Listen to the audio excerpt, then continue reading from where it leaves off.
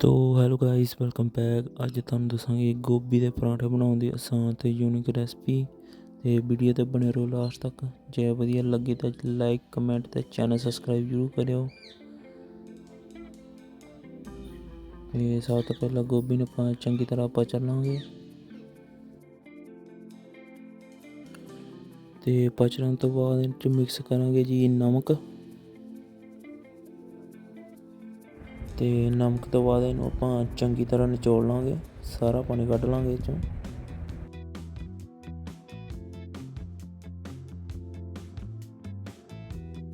ਤੇ ਪਾਣੀ ਨੂੰ ਚੰਗੀ ਤਰ੍ਹਾਂ ਨਿਚੋੜਨ ਤੋਂ ਬਾਅਦ ਮਿਕਸ ਕਰਾਂਗੇ ਜੀ ਹਰਾ ਧਨੀਆ,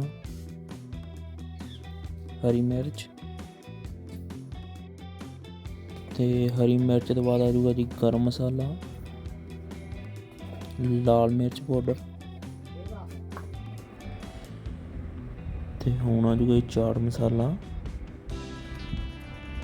ਚਾਟ ਮਸਾਲੇ ਤੋਂ ਬਾਅਦ ਆ ਜਾਊਗਾ ਜੀ ਕਾਲਾ ਨਮਕ।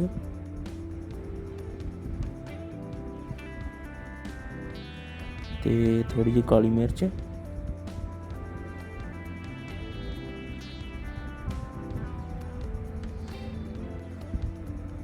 ਤੇ ਇਹਨੂੰ ਕਰਾਂਗੇ ਚੰਗੀ ਤਰ੍ਹਾਂ ਮਿਕਸ।